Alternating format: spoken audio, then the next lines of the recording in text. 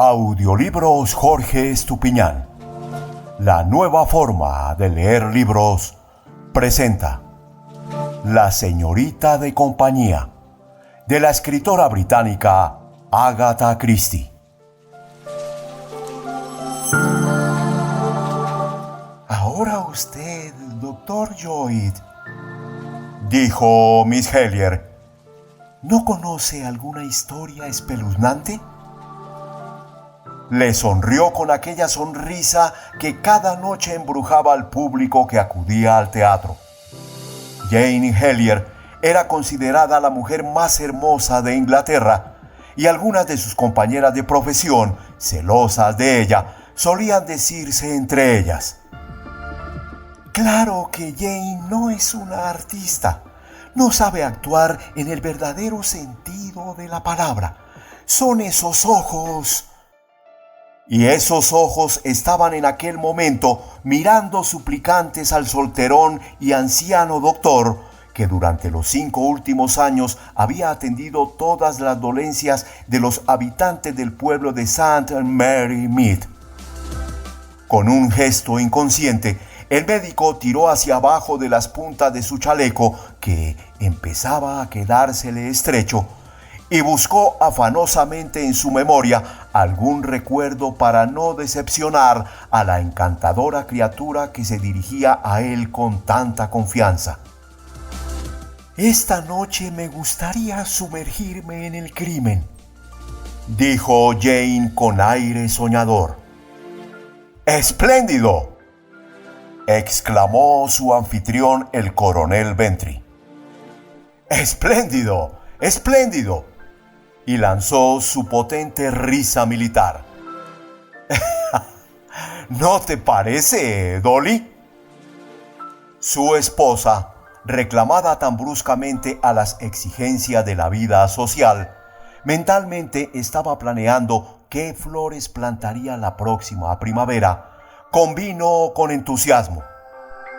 Claro que es espléndido, dijo de corazón, aunque sin saber de qué se trataba.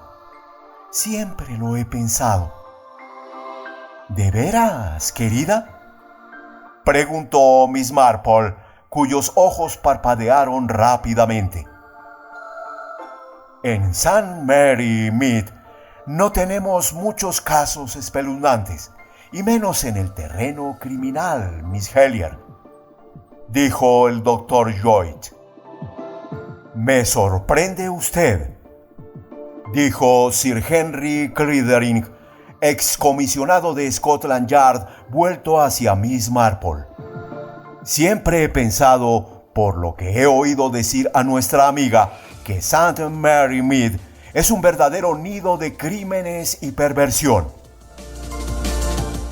¡Oh, Sir Henry!, protestó Miss Marple mientras sus mejillas se enrojecían.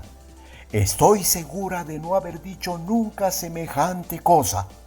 Lo único que he dicho alguna vez es que la naturaleza humana es la misma en un pueblo que en cualquier parte, solo que aquí uno tiene oportunidad y tiempo para estudiarla más de cerca. Pero usted no ha vivido siempre aquí, dijo Jane Helier dirigiéndose al médico. Usted ha estado en toda clase de sitios extraños y en diversas partes del mundo, lugares donde sí ocurren cosas. Es cierto, desde luego, dijo el doctor Lloyd, pensando desesperadamente. Sí, claro, sí. Ya lo tengo. Y se reclinó en su butaca con un suspiro de alivio. De esto hace ya algunos años y casi lo había olvidado. Pero los hechos fueron realmente extraños, muy extraños. Y también la coincidencia que me ayudó a desvelar finalmente el misterio. Miss Helier acercó su silla un poco más hacia él, se pintó los labios y aguardó impaciente. Los demás también volvieron sus rostros hacia el doctor. No sé si alguno de ustedes conoce las Islas Canarias, empezó a decir el médico. Deben de ser maravillosas, dijo Jane Hellier. Están en los mares del sur, ¿no? ¿O están en el Mediterráneo? Yo las visité camino de Sudáfrica, dijo el coronel. Es muy hermosa la vista del Teide en Tenerife, iluminado por el sol poniente. El incidente que voy a referirles, continuó el médico, sucedió en la isla de Gran Canaria, no en Tenerife. Hace ahora muchos años ya. Mi salud no era muy buena y me vi obligado a dejar mi trabajo en Inglaterra y marcharme al extranjero. Estuve ejerciendo en Las Palmas, que es la capital de Gran Canaria. En cierto modo, allí disfruté mucho. El clima es suave y soleado, excelente playa. Yo soy un bañista entusiasta y la vida del puerto me atraía sobremanera. Barcos de todo el mundo atracan en Las Palmas. Yo acostumbraba a pasear por el muelle cada mañana, más interesado que una dama que pasara por una calle de sombrererías. Como les decía, barcos procedentes de todas las partes del mundo atracan en Las Palmas. Algunas veces hacían escala unas horas y otras un día o dos. En el hotel principal, el Metropol, se veían gentes de todas razas y nacionalidades, aves de paso. Incluso los que se dirigían a Tenerife se quedaban unos días antes de pasar a la otra isla. Mi historia comienza allí, en el Hotel Metropol, un jueves por la noche del mes de enero. Se celebraba un baile y yo contemplaba la escena sentado en una mesa con un amigo mío. Había algunos ingleses y gentes de otras nacionalidades, pero la mayoría de los que bailaban eran españoles. Cuando la orquesta inició los compases de un tango, solo media docena de parejas de esta nacionalidad permanecieron en la pista. Todos bailaban admirablemente mientras nosotros los contemplábamos. Una mujer en particular despertó vivamente nuestra admiración. Alta, hermosa e insinuante, se movía con la gracia de una pantera. Había algo peligroso en ella. Así se lo dije a mi compañero, que se mostró de acuerdo conmigo. Las mujeres como esta, me dijo, suelen tener historia. No pasan por la vida con más pena que gloria. La hermosura es quizá la riqueza más peligrosa. Repliqué. No es solo su belleza, insistió. Hay algo más. Mírela de nuevo. A esa mujer han de sucederle cosas o sucederán por su causa. Como le digo, la vida no pasa de largo junto a una mujer así. Estoy seguro de que se verá rodeada de sucesos extraños y excitantes. Solo hay que mirarla para comprenderlo. Hizo una pausa y luego agregó con una sonrisa. Igual que solo hay que mirar a esas dos mujeres de ahí para saber que nada extraordinario puede sucederles a ninguna de ellas. Han nacido para llevar una existencia segura y tranquila. Seguí su mirada. Las dos mujeres a las que se refería eran dos viajeras que acababan de llegar. Un buque holandés había entrado en el puerto aquella noche y sus pasajeros llegaban al hotel. Al mirarlas, comprendí en el acto lo que quiso decir mi amigo. Eran dos señoras inglesas, el tipo clásico de viajera inglesa que se encuentra en el extranjero. Las dos debían rayar los 40 años. Una era rubia y solo un poco llenita. La otra era morena y también solo un poco exageradamente delgada. Estaban lo que se ha dado en llamar bien conservadas. Vestían trajes de buen corte poco ostentosos y no llevaban ninguna clase de maquillaje. Tenían la tranquila prestancia de la mujer inglesa, bien educada y de buena familia. Ninguna de las dos tenía nada de particular. Eran iguales a miles de sus compatriotas. Verían lo que quisieran ver, asistidas por sus guías Baedeker, y estarían ciegas a todo lo demás. Acudirían a la biblioteca inglesa y a la iglesia anglicana en cualquier lugar donde se encontrasen, y era probable que una de las dos pintara de vez en cuando. Como mi amigo había dicho, nada excitante o extraordinario habría de ocurrirle nunca a ninguna de las dos, por mucho que viajaran alrededor de medio mundo. Aparté mis ojos de ellas para mirar de nuevo a nuestra sensual española de provocativa mirada y sonreí. «Pobrecillas», dijo Jane Hellier con un suspiro. «Me parece estúpido que las personas no saquen el mayor partido posible de sí mismas. Esa mujer de Bond Street, Valentine, es realmente maravillosa. Audrey Tennant es cliente suya. ¿Y la han visto ustedes en La Pendiente? En el primer acto, en el papel de una colegiala, está realmente maravillosa. Y sin embargo, Audrey tiene más de 50 años.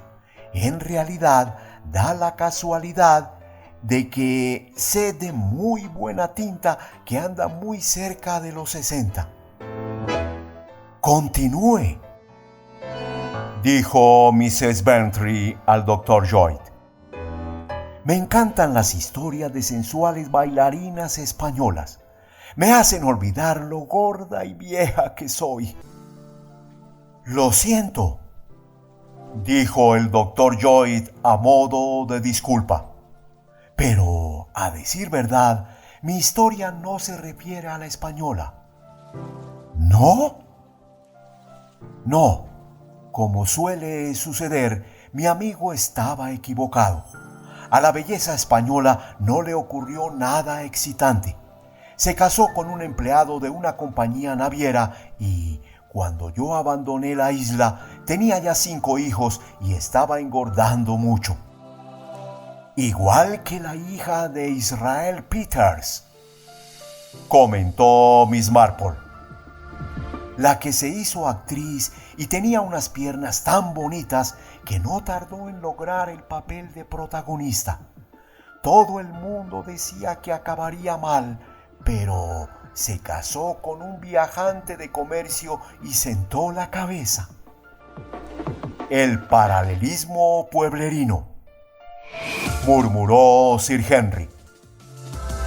«Efectivamente», continuó el médico. «Mi historia se refiere a las 2 damas inglesas».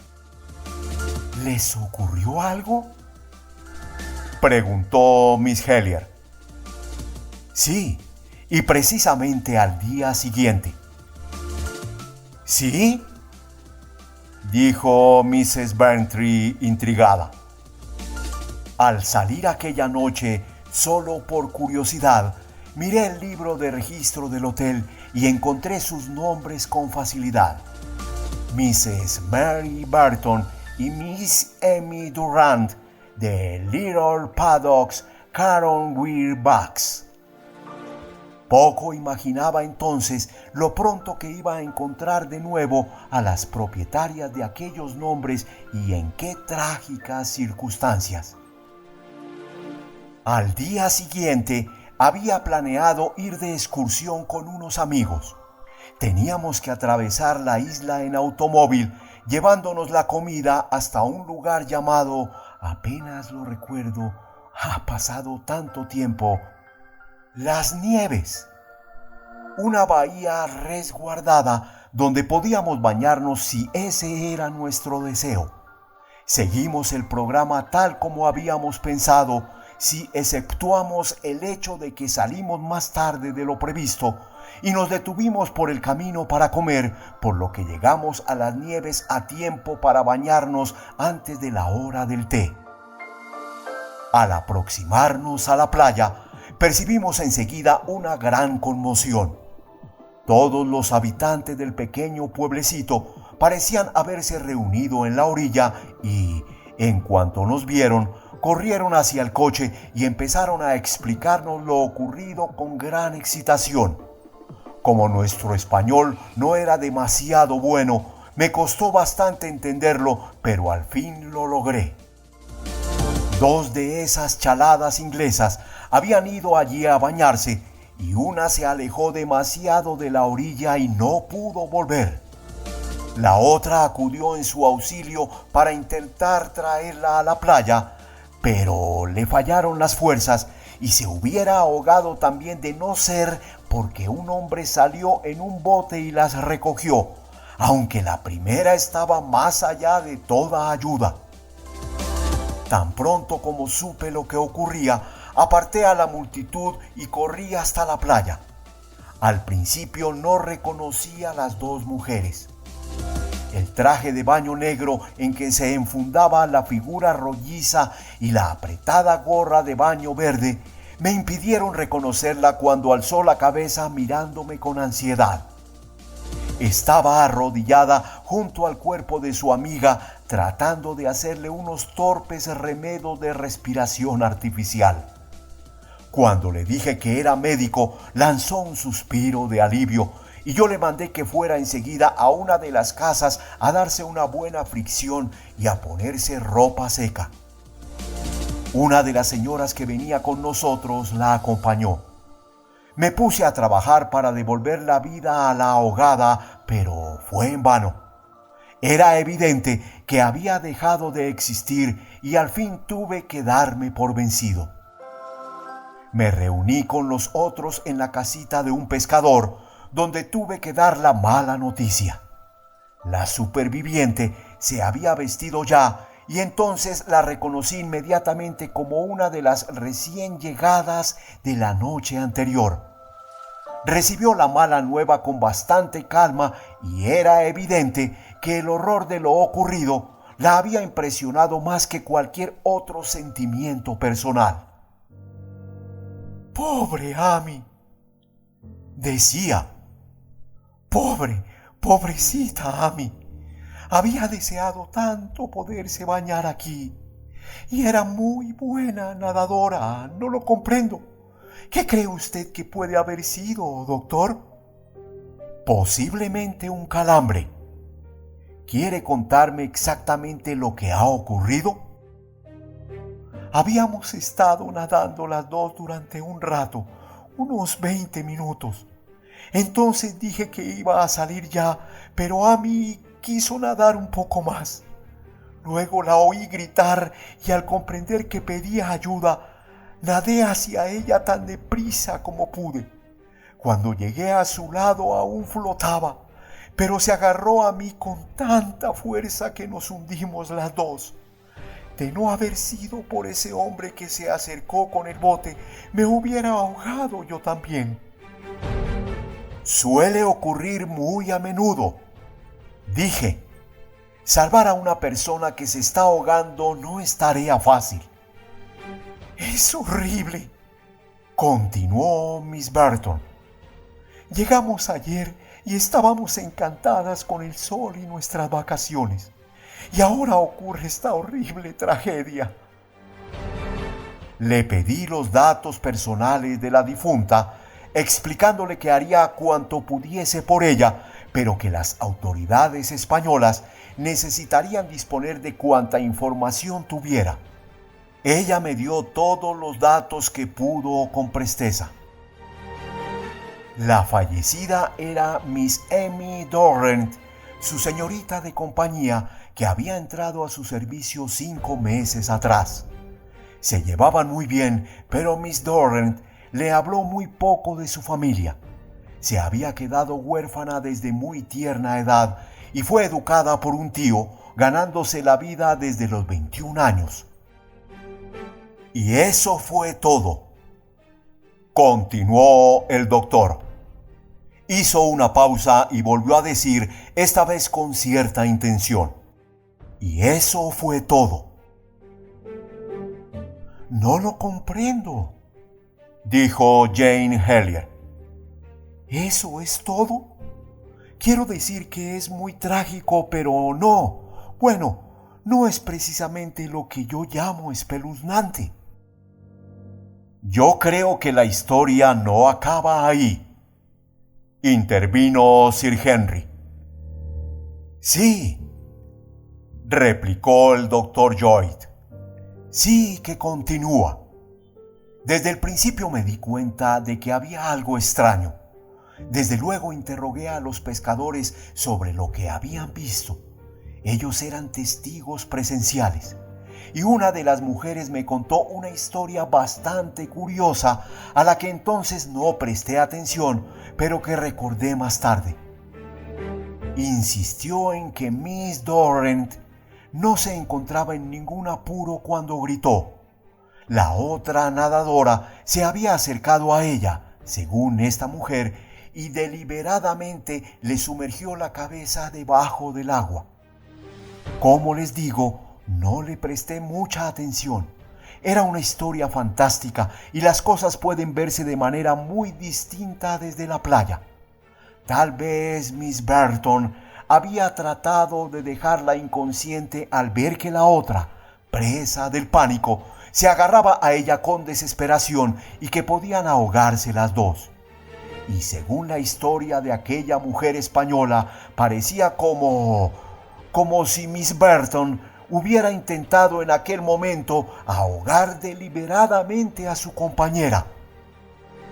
Como les digo, presté poca atención a aquella historia por aquel entonces, pero más tarde acudió a mi memoria. Nuestra mayor dificultad fue averiguar algo sobre aquella mujer, Amy Dorrant. Al parecer no tenía parientes. Miss Burton y yo revisamos juntos sus cosas. Encontramos una dirección a la que escribimos, pero resultó ser la de una habitación que había alquilado para guardar algunas de sus pertenencias. La patrona nada sabía y solo la vio al alquilarle la habitación. Miss Dorrant había comentado entonces que le gustaba tener un lugar al que poder llamar suyo y al que poder regresar en un momento dado. Había allí un par de muebles antiguos, algunos cuadros y un baúl lleno de esas cosas que se adquieren en las subastas, pero nada personal. Había mencionado a la patrona que sus padres habían muerto en la India cuando ella era una niña y que fue educada por un tío sacerdote, pero no dijo si era hermano de su padre o de su madre, de modo que el nombre no nos sirvió en absoluto de guía. No es que fuese un caso precisamente misterioso, pero sí poco satisfactorio. Debe de haber muchas mujeres solas y orgullosas en su misma posición. Entre sus cosas encontramos en las palmas un par de fotografías bastante antiguas y desvaídas y que fueron recortadas para que cupieran en sus marcos respectivos, de modo que no constaba en ellas el nombre del fotógrafo, y también había un daguerrotipo antiguo que pudo haber sido de su madre o con más probabilidad de su abuela. Miss Burton tenía, según dijo, la dirección de dos personas que le dieron referencias suyas. Una la había olvidado, pero la otra logró recordarla tras algunos esfuerzos. Resultó ser la de una señora que ahora vivía en Australia. Se le escribió y su respuesta, que naturalmente tardó bastante en llegar, no sirvió de gran ayuda. Decía que Miss Dorrant había sido señorita de compañía suya por un determinado espacio-tiempo, cumpliendo su cometido del modo más eficiente, que era una mujer encantadora, pero nada sabía de sus asuntos particulares ni de sus parientes. De modo que, como les digo, no era nada extraordinario en realidad, pero fueron las dos cosas juntas las que despertaron mis recelos. Aquella Amy Dorrant, de quien nadie sabía nada, y la curiosa historia de la española que presenció la escena. Sí, y añadiré otra cosa. Cuando me incliné por primera vez sobre el cuerpo de la ahogada y Miss Burton se dirigía hacia las casetas de los pescadores, se volvió a mirar con una expresión en su rostro que solo puedo calificar de intensa ansiedad, una especie de duda angustiosa que se me quedó grabada en la mente. Entonces no me pareció extraño. Lo atribuí a la terrible pena que sentía por su amiga, pero más tarde comprendí que no era por eso. Entre ellas no existía relación alguna y por ello no podía sentir un hondo pesar. Miss Burton apreciaba a Amy Dorrant y su muerte la había sobresaltado. Eso era todo. Pero entonces, ¿a qué se debía aquella inmensa angustia? Esa es la pregunta que me atormentaba. No me equivoqué al interpretar aquella mirada y, casi contra mi voluntad, una respuesta comenzó a tomar forma en mi mente. Supongamos que la historia de la mujer española fuese cierta. Supongamos que Mary Burton hubiera intentado ahogar a sangre fría a Amy Dorrant. Consigue mantenerla bajo el agua mientras simula, salvaría y es rescatada por un bote. Se encuentra en una playa solitaria, lejos de todas partes, y entonces aparezco yo, lo último que ella esperaba. Un médico, y un médico inglés. Sabe muy bien que personas que han permanecido sumergidas en el agua más tiempo que Amy Dorrant han vuelto a la vida gracias a la respiración artificial. Pero ella tiene que representar su papel y marcharse dejándome solo con su víctima. Y cuando se vuelve a mirar por última vez, una terrible angustia se refleja en su rostro. ¿Volverá a la vida Amy Dorrant y contará lo que sabe? ¡Oh!, exclamó Jane. Estoy emocionada. Desde este punto de vista, el caso parece más siniestro y la personalidad de Amy Dorrant se hace más misteriosa. ¿Quién era Amy Dorrant? ¿Por qué habría de ser ella una insignificante señorita de compañía a quien se paga por su trabajo, asesinada por su ama? ¿Qué historia se escondía tras la fatal excursión a la playa? Había entrado al servicio de Mary Burton unos pocos meses antes. Esta la lleva consigo al extranjero y al día siguiente de su llegada ocurre la tragedia. Y ambas eran dos refinadas inglesas de lo más corriente. La sola idea resultaba fantástica y tuve que reconocer que me estaba dejando llevar por la imaginación. Entonces, ¿no hizo nada?, preguntó Miss Helier. Mi querida jovencita, ¿qué podía hacer yo? No existían pruebas. La mayoría de los testigos refirieron la misma historia que Miss Burton. Yo había basado mis sospechas en una mera expresión pasajera que bien pude haber imaginado. Lo único que podía hacer, y lo hice, era procurar que se continuasen las pesquisas para encontrar a los familiares de Amy Dorrant. La siguiente vez que estuve en Inglaterra, fui a ver a la patrona que le alquiló la habitación con los resultados que ya les he referido. Pero usted presentía que había algo extraño, dijo Miss Marple. El doctor Lloyd asintió. La mitad del tiempo me avergonzaba pensar así. ¿Quién era yo para sospechar que aquella dama inglesa simpática y de trato amable hubiera cometido un crimen a sangre fría? Hice cuanto me fue posible por mostrarme cortés con ella durante el corto espacio de tiempo que permaneció en la isla. La ayudé a entenderse con las autoridades españolas e hice todo lo que pude como inglés para ayudar a una compatriota en un país extranjero. No obstante, tengo el convencimiento de que ella sabía que me desagradaba y que sospechaba de ella. ¿Cuánto tiempo permaneció allí?, preguntó Miss Marple.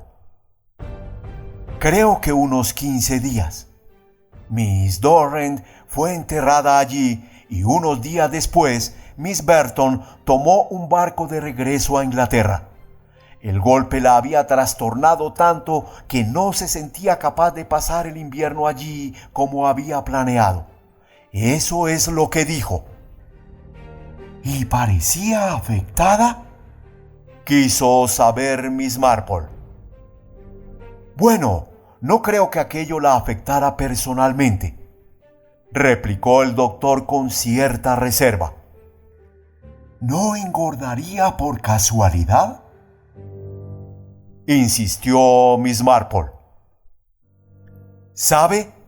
Es curioso que diga eso. Ahora que lo pienso, creo que tiene razón. Sí, si en algo cambió, fue en que pareció engordar un poco. ¡Qué horrible!, dijo Jane Hellier con un estremecimiento. Es como engordar con la sangre de la propia víctima. Y a pesar de todo, en cierto modo, no podía dejar de sentir que tal vez la estaba haciendo víctima de una injusticia. Prosiguió el doctor Lloyd. Sin embargo, antes de marcharse, me dijo algo que parecía indicar lo contrario. Debe de haber, y yo creo que las hay, conciencias que obran muy lentamente y que tardan algún tiempo en despertar de la monstruosidad del delito cometido. Fue la noche antes de que partiera de las Canarias. Me había pedido que fuera a verla y me agradeció calurosamente todo lo que había hecho por ella. Yo, como es de suponer, quité importancia al asunto diciéndole que había hecho únicamente lo normal dadas las circunstancias, etcétera, etcétera. Después hubo una pausa y de pronto me hizo una pregunta.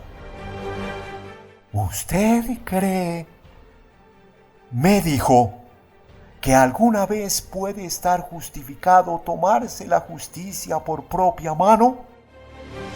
Le respondí que era una pregunta difícil de contestar, pero que en principio yo pensaba que no, que la ley era la ley y que debíamos someternos a ella. ¿Incluso cuando es impotente? No la comprendo.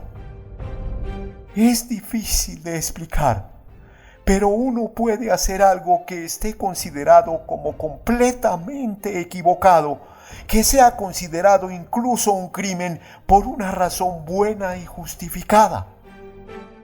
Le repliqué secamente que algunos criminales habían pensado eso al cometer sus crímenes y se horrorizó.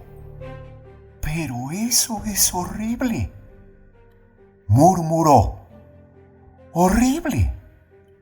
Y luego, cambiando de tono, me pidió que le diera algo que la ayudara a dormir, ya que no había podido hacerlo últimamente desde que sufrió aquel terrible golpe. ¿Está segura de que es eso? ¿No le ocurre nada? ¿No hay algo que torture su mente?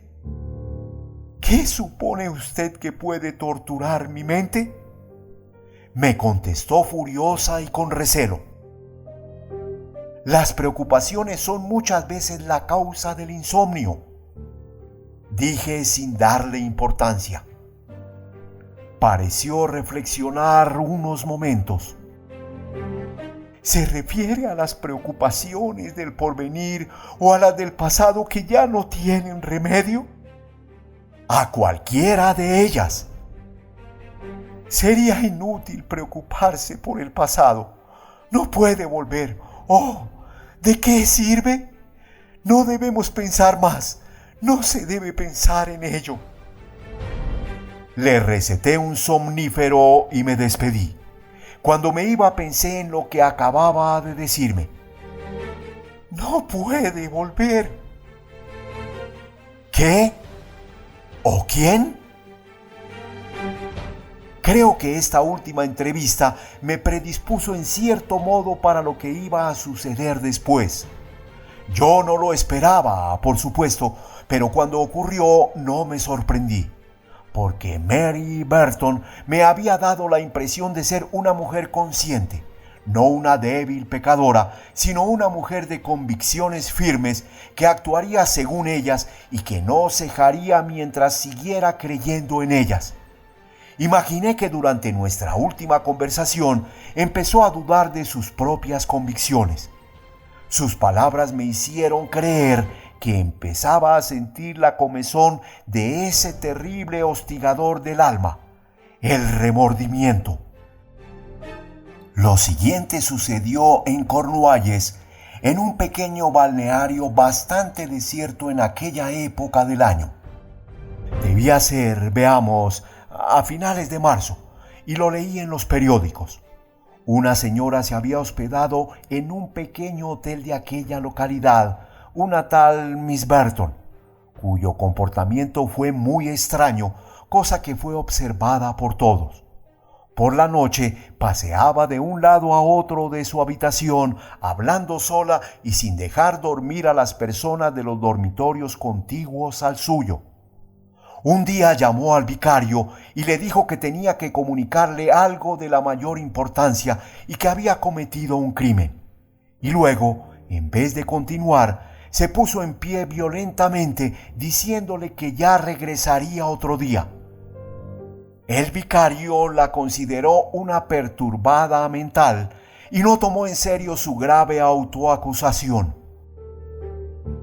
A la mañana siguiente, se descubrió que había desaparecido de su habitación, donde había dejado una nota dirigida al coronel y que decía lo siguiente: Ayer intenté hablar con el vicario para confesarme, pero no pude. Ella no me deja. Solo puedo remediarlo de una manera, dando mi vida por la suya, y debo perderla del mismo modo que ella. Yo también debo ahogarme en el mar. Creí que lo hacía justificadamente. Ahora comprendo que no era así. Si quiero obtener el perdón de Emmy, debo ir con ella. No se culpe a nadie de mi muerte. Mary Burton. Sus ropas fueron encontradas en una cueva cercana a la playa. Al parecer, se había desnudado allí y nadado resueltamente mar adentro, donde la corriente era peligrosa, ya que la arrastraría a los acantilados.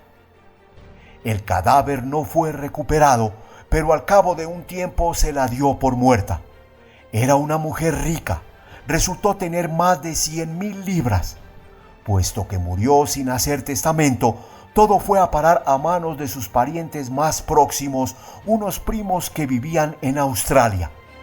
Los periódicos hicieron alguna discreta alusión a la tragedia ocurrida en las Islas Canarias y expusieron la teoría de que la muerte de Miss Dorrant había trastornado la razón de su amiga.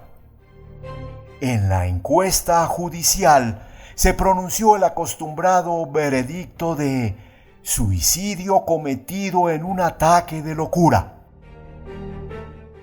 Y de este modo cayó el telón sobre la tragedia de Emmy Dorrant y Mary Burton. Hubo una larga pausa y luego Jane Hellyer dijo con expresión agitada: «Oh, pero no debe detenerse ahí, precisamente en el momento más interesante. Continúe». «Pero comprenda, Miss Hellyer, esto no es un serial, sino la vida real, y en la vida real las cosas se detienen inesperadamente». «Pero yo no quiero que se detengan», dijo Jane. «Quiero saber». Ahora es cuando debe hacer uso de su inteligencia, Miss Hellier, explicó Sir Henry. ¿Por qué asesinó Mary Burton a su señorita de compañía? Ese es el problema que nos ha planteado el Dr. Lloyd. Oh, bueno, replicó la aludida. Pudo ser asesinada por muchísimas razones. Quiero decir, no lo sé. Tal vez se saliera de sus casillas o tuviera celos. Aunque el doctor Lloyd no haya mencionado a ningún nombre, pero es posible que durante el viaje en barco, ya sabe usted lo que dice todo el mundo de los cruceros y los viajes por mar.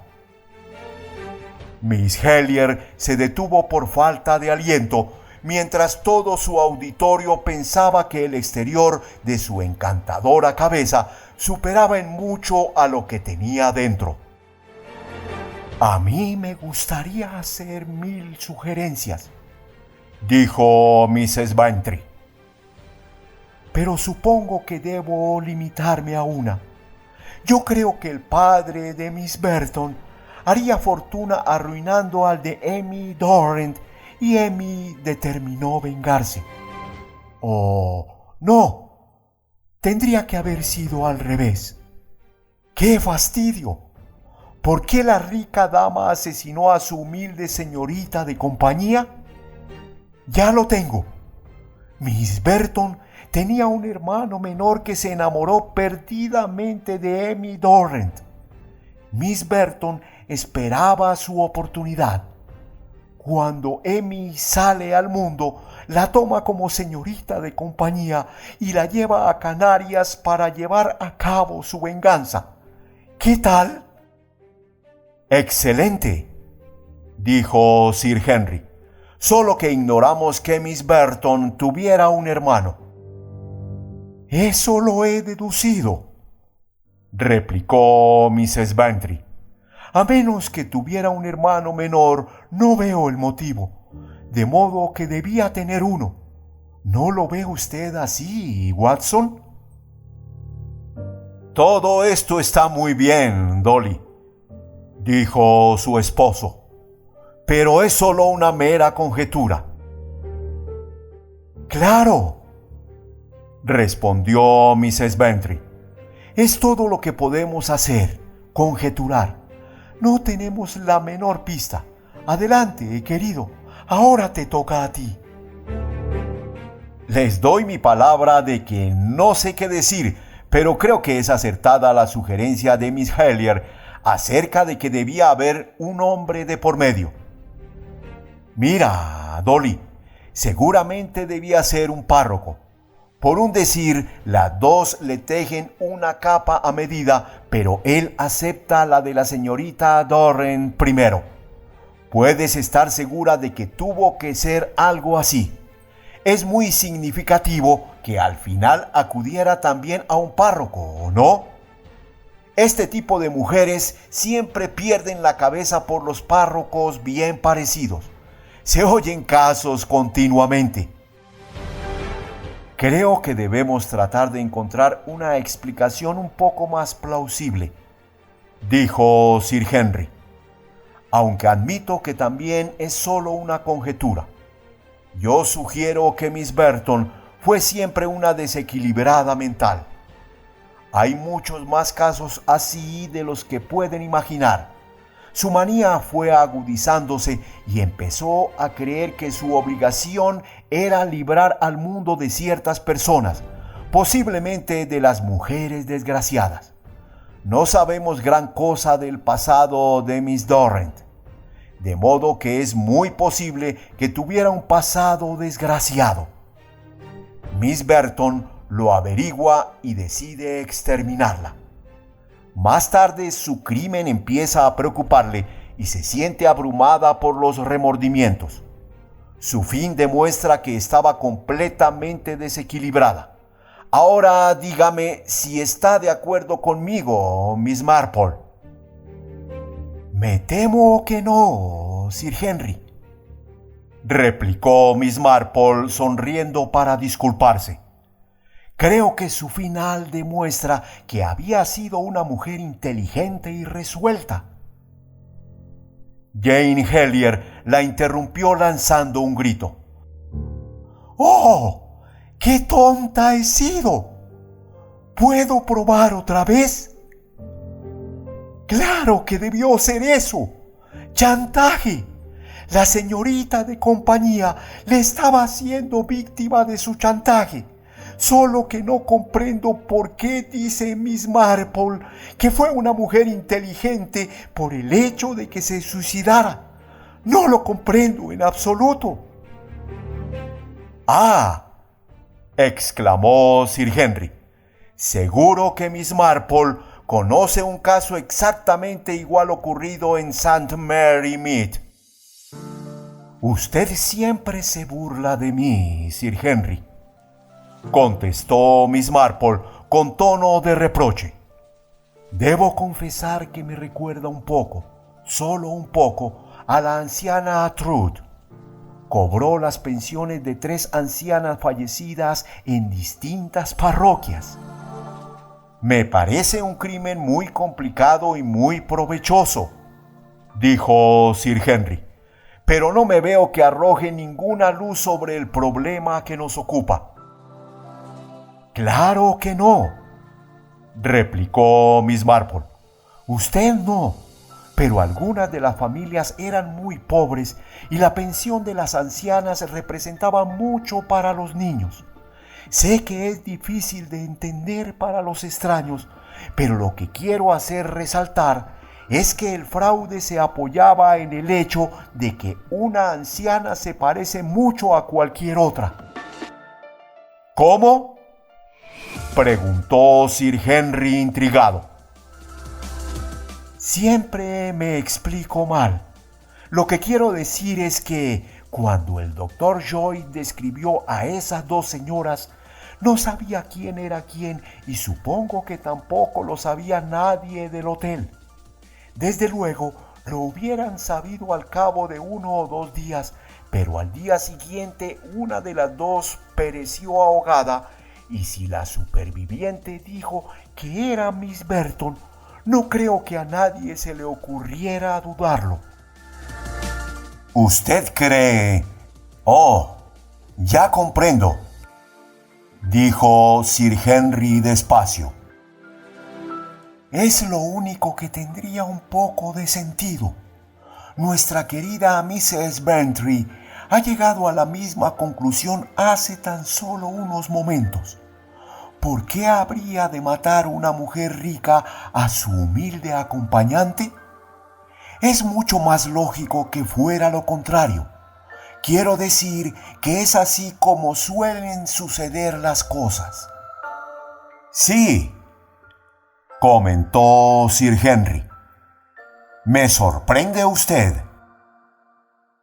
Pero claro, prosiguió Miss Marple. Luego tuvo que usar la ropa de Miss Burton, que probablemente debía quedarle un tanto estrecha, por lo que daría la impresión de haber engordado un poco. Por eso hice esa pregunta. Un caballero seguramente pensaría que estaba aumentando de peso y no que la ropa le quedaba pequeña, aunque no sea este el modo correcto de explicarlo. Pero si Amy Doran asesinó a Miss Burton, ¿qué ganaba con ello?, quiso saber Mrs. Bantry. No podía mantener la ficción indefinidamente. Solo la mantuvo por espacio de 1 mes aproximadamente, indicó Miss Marple. Y durante este tiempo supongo que viajaría, manteniéndose alejada de todo el que pudiera conocerla. Eso es lo que quise dar a entender al decir que una mujer de cierta edad resultaba muy parecida a cualquier otra. No creo siquiera que notaran que la fotografía del pasaporte era distinta. Ya saben ustedes lo malas que son. Y luego, en marzo, se marchó a ese balneario de Cornualles, donde comenzó a actuar de un modo extraño. a atraer la atención de la gente para que cuando encontrasen sus ropas en la playa y leyeran su última carta, no repararan en lo obvio. ¿Qué era?, preguntó Sir Henry.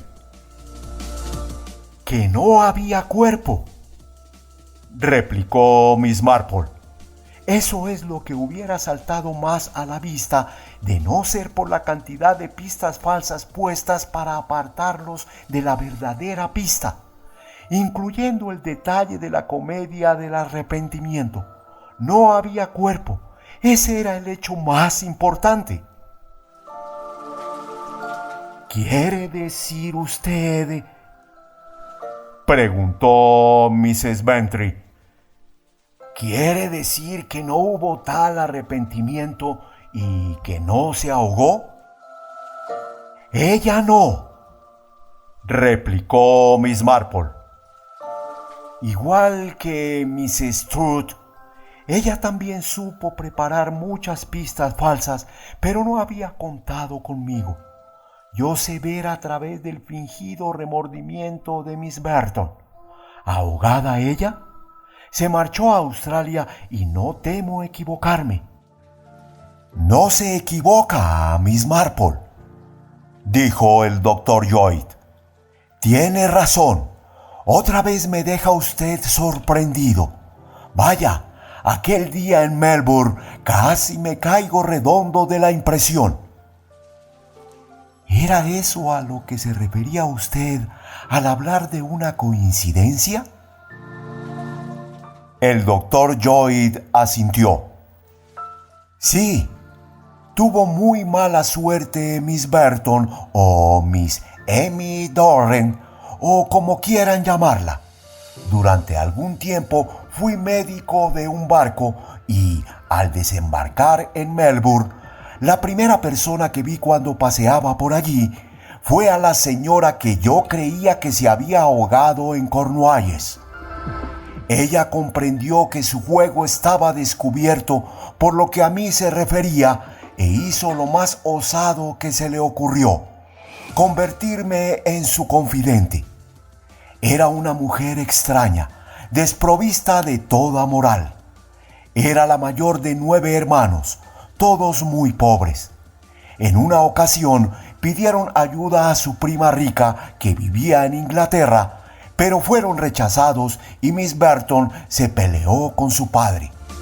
Necesitaban dinero desesperadamente, ya que los 3 niños más pequeños estaban delicados y necesitaban un costoso tratamiento médico. Parece ser que entonces Emmy Burton planeó su crimen a sangre fría. Se marchó a Inglaterra ganándose el pasaje como niñera y obtuvo su empleo de señorita de compañía de Miss Burton, haciéndose llamar Emmy Doran. Alquiló una habitación en la que puso algunos muebles para crearse una cierta personalidad. El plan del ahogamiento fue una inspiración repentina. Había estado esperando que se le presentara alguna oportunidad. Después de representar la escena final del drama, regresó a Australia y, a su debido tiempo, ella y sus hermanos heredaron todo el dinero de Miss Burton como parientes más próximos. Un crimen osado y perfecto, dijo Sir Henry. Casi el crimen perfecto. De haber sido Miss Burton quien muriera en las Canarias, las sospechas hubieran recaído en Emmy Doran y se hubiese descubierto su parentesco con la familia Burton. Pero el cambio de identidad y el doble crimen, como podemos llamarlo, evitó esa posibilidad. Sí, casi fue un crimen perfecto. ¿Qué fue de ella?, preguntó Mrs. Bentry. ¿Cómo actuó en el asunto, doctor Lloyd? Me encontraba en una posición muy curiosa, Mrs. Bentry. Pruebas, tal como las entiende la ley, tenía muy pocas todavía. Y también, como médico, me di cuenta de que a pesar de su aspecto vigoroso y robusto, aquella mujer no iba a vivir mucho. La acompañé a su casa y conocí al resto de los hermanos, una familia encantadora que adoraba a su hermana mayor, completamente ajenos al crimen que había cometido. ¿Por qué llenarnos de pena si no podía probar nada? La confesión de aquella mujer no fue oída por nadie más que por mí, y dejé que la naturaleza siguiera su curso. Miss Emmy Burton falleció 6 meses después de mi último encuentro con ella, y a menudo me he preguntado si vivió alegre y sin arrepentimiento hasta que le llegó su fin. Seguramente no, dijo Mrs. Bentry. Yo creo que sí, dijo Miss Marple. Como Mrs. Truth. Jane Hellier se estremeció. Vaya, dijo, es muy emocionante, aunque aún no entiendo quién ahogó a quién y qué tiene que ver esa Mrs. Truth con todo eso. No tiene nada que ver, querida, replicó Miss Marple. Fue solo una persona y no precisamente agradable que vivía en el pueblo. ¡Oh!, exclamó Jane, ¡en el pueblo! Pero si en los pueblos nunca ocurre nada, ¿no es cierto? Suspiró. Estoy segura de que si viviera en un pueblo sería tonta de remate.